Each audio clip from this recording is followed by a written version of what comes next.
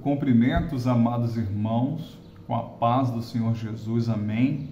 Sejam todos muito bem-vindos a mais um vídeo do nosso canal.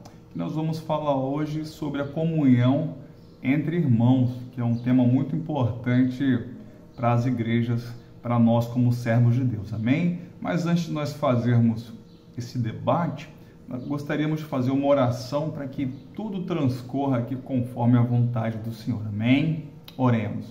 Soberano Deus e eterno Pai, apresentamos, Senhor, as nossas vidas diante da Tua presença, colocamos-nos à disposição como instrumentos do Senhor, que neste vídeo, nesta mensagem de comunhão entre irmãos, que eu possa ser aqui boca de Deus, para que seja ministrada uma mensagem que possa tocar nos nossos corações, em nome de Jesus, amém. E para tal, para a gente falar sobre comunhão entre irmãos, amados igreja, nós vamos ler o Salmo base 133, versículo 1. Glorificado e exaltado é o nosso Deus.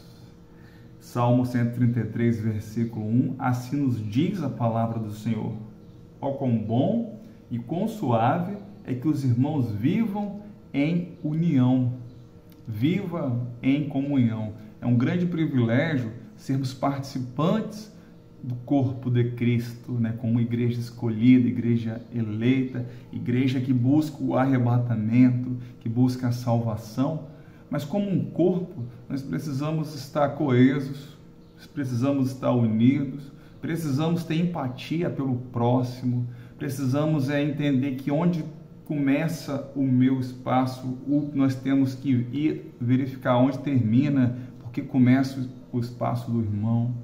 A gente tem vivido momentos de muita disseminação de ódio, de ira. Só que o interessante é que o nosso Deus é um Deus de amor. Então, se nós, homens, fomos criados imagem e semelhanças do Senhor, que sejamos também a semelhança de Deus no amor, no disseminar o amor ao próximo, de respeitarmos, de termos temperança, de acreditarmos que as diferenças elas possam ser resolvidas em Cristo Jesus, tá? E o interessante, meus irmãos, que onde não há comunhão, onde não há união entre irmãos, onde não há comunhão numa igreja entre os membros de uma igreja local, o Espírito Santo tem dificuldade em trabalhar.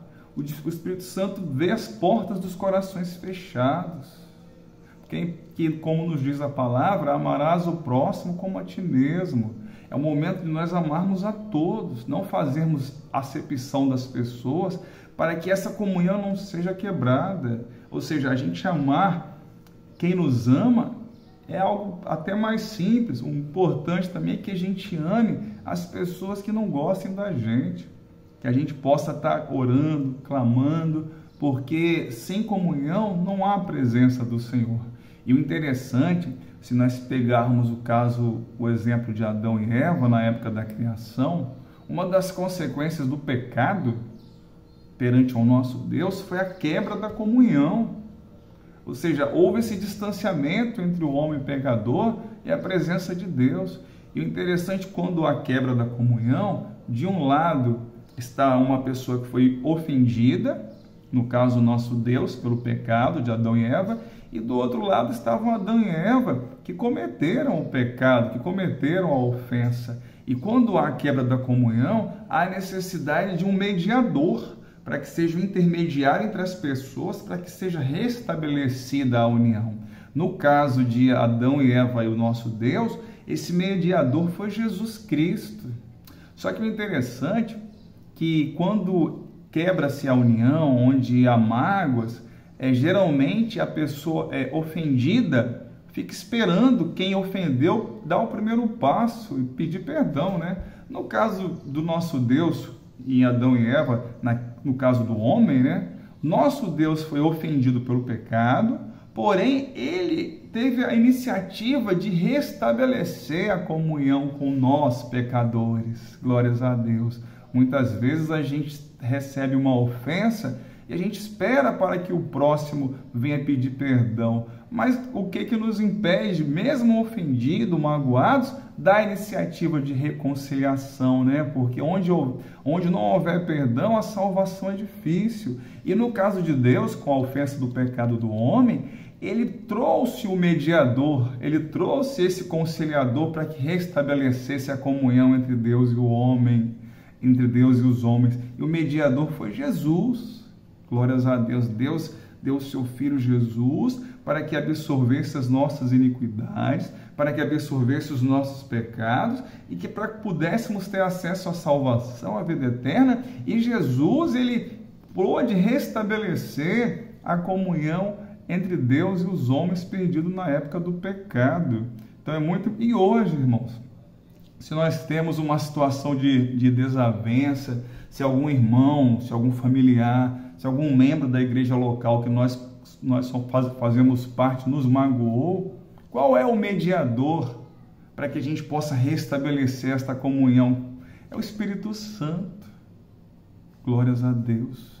Para a gente liberar perdão, a gente precisa do intermediário do Espírito Santo nas nossas vidas.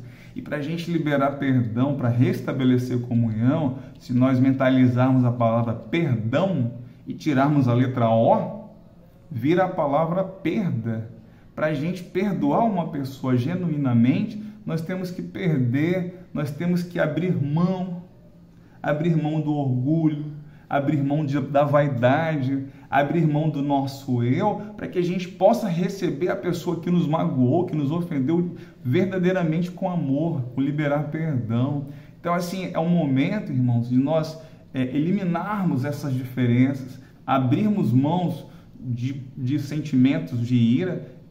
A ira, por exemplo, coração irado, é um coração que está mais propenso, eu estava lendo uma matéria, até ataques cardíacos, né? Se fosse olhar pelas consequências físicas, né? Sobretudo as consequências espirituais.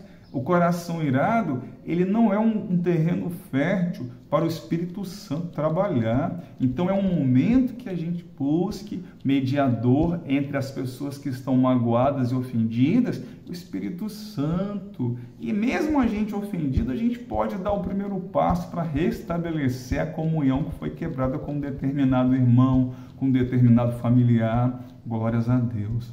Como nós trabalhamos aqui o Salmo 133, versículo 1, fala: ó, quão bom e quão suave é que os irmãos vivam em união. Que o Senhor possa os abençoar. Sem comunhão, o Espírito Santo tem dificuldade. Sem comunhão não há avivamento. Sem comunhão a salvação é dificultada. Que a cada dia possamos nos balizar no exemplo de Deus. Glórias a Deus, que deu seu Filho unigênito Jesus para que pudéssemos ter vida, salvação e a comunhão restabelecida ao nosso Senhor. Amém? Vamos orar aqui agradecendo por mais este momento de debate da palavra de Deus. Oremos.